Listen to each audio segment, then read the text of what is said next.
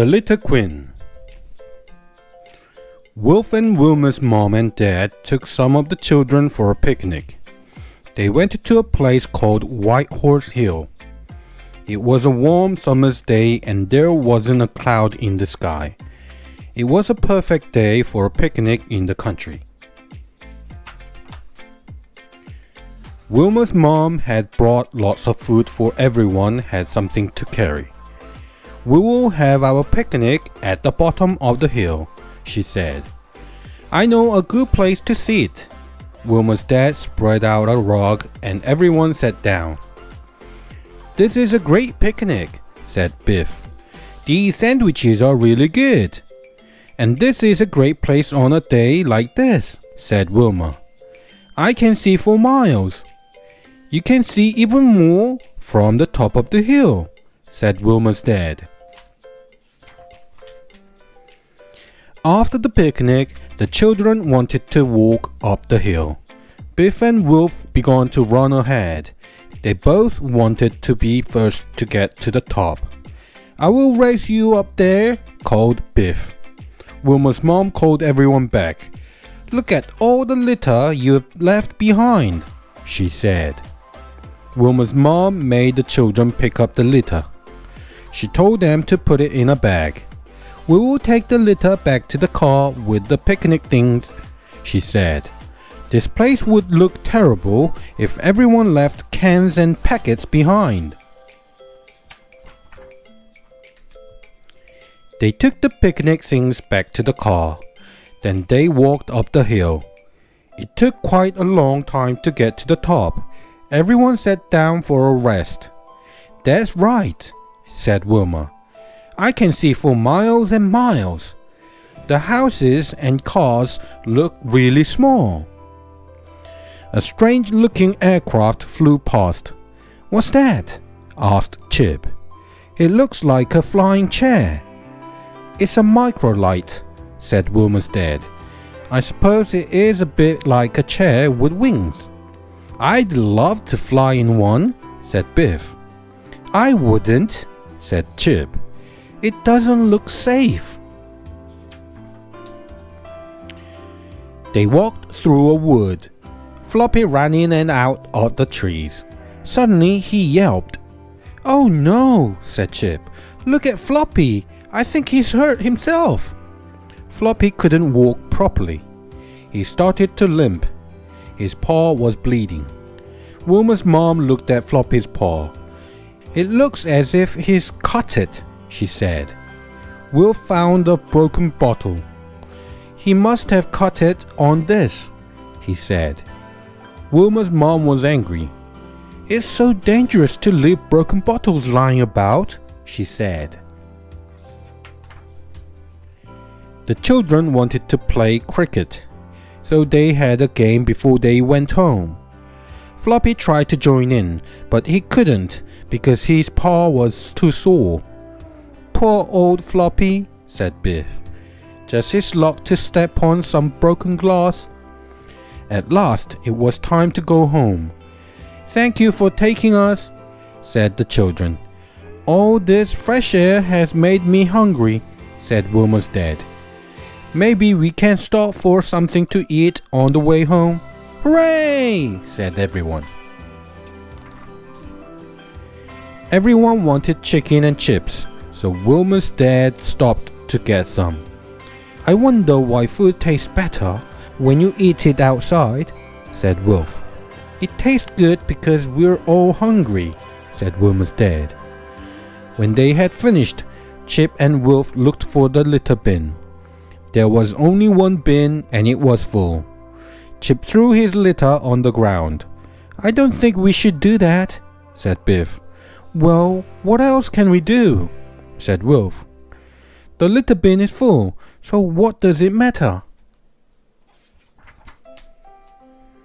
The children were tired after the picnic. Chip was glad to get into bed. The magic key was in the box next to Chip's bed. Suddenly the key began to glow. Oh no, gasped Chip. This means a magic adventure, and I'm on my own. Kip is asleep, and Biff is still downstairs. The magic whisked Chip through the door of the little house. He felt himself spinning round and round. "Help! Help!" called Chip. He knew that he was not going to enjoy this adventure. "I wish Biff was here," he thought. The magic took Chip to the Little Queen's palace. It was a horrible place. There was litter and junk everywhere. The Little Queen was sitting on a throne. She had 2 giant rats by her side. "I knew this was going to be a bad adventure," thought Chip. "Welcome to my kingdom," said the Little Queen. "You can start work right away." "Start work?" gasped Chip. "What do you mean?" "Your job is to help me spread litter and junk everywhere. There are still plenty of pretty places to spoil." The Little Queen took Chip to her litter center. There were piles of litter and junk everywhere. "It looks horrid," said Chip. "And it smells." "Horrid? Horrid?" snapped the Little Queen. She stamped her foot crossly. "It's lovely, and it's time for you to do some work." The Little Queen gave Chip a uniform to put on. "Take a large bag and fill it with litter," she ordered. "You can start by making a mess of a few parks and playgrounds. If you don't make a good job of it, I will get very angry." "Oh, I don't like this," thought Chip, unhappily.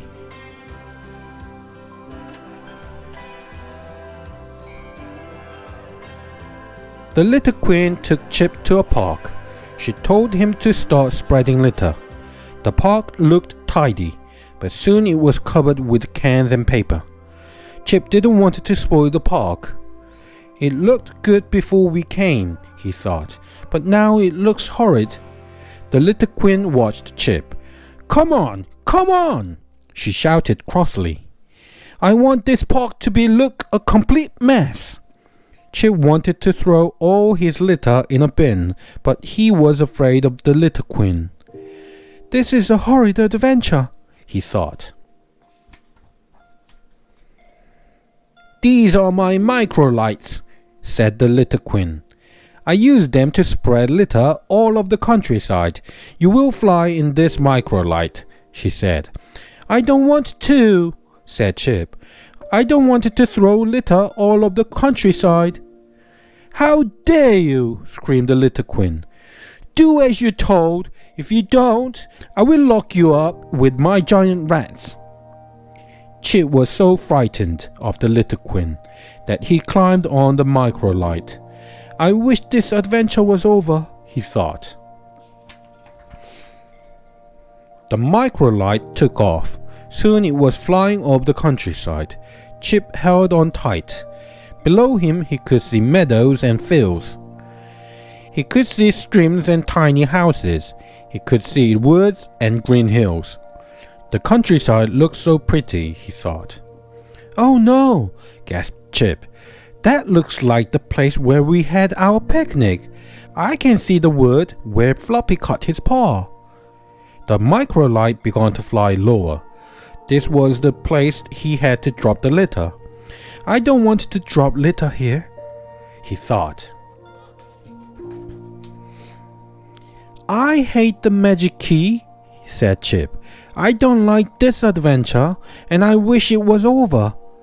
Suddenly, the microlight went out of the control. It began to spin. It went round and round, getting faster and faster. Chip's bag of litter burst open. Chip was falling. He seemed to be falling for a very long time. He was falling with the litter. There were cans and bottles and bags and wrappers. Everything was spinning round and round. The magic key flew out of the Chip's pocket. "Where's the magic key?" shouted Chip. "I must find the magic key." Chip was in bed. The adventure was over. But was it a magic adventure or just a bad dream? Mom and Dad heard Chip shouting. They came into his room to see what was wrong. You are having a bad dream, said Mom. I expect you ate too much at the picnic. It was a magic adventure, said Chip. But I lost the key. Dad looked at Mom. Perhaps he's not well, he said. Perhaps he's got a temperature. The next day, Chip was at school. He spoke to Mr. Johnson in the playground. Look at all the litter, he said. There are crisp packets and wrappers all over the ground. Yes, said Mr. Johnson. But how do we stop everyone from throwing litter on the ground? Let's do a litter project, Chip said. The children in Mr. Johnson's class picked up all the litter around the school. Then they made posters and wrote stories. Mr. Johnson put the project in the Save Our Countryside competition. Mr. Johnson's class won the competition. Chip won a special prize for his story called The Litter Queen. An important person came to give out the prizes. That was a very good story, Chip, she said. It was a nightmare, said Chip.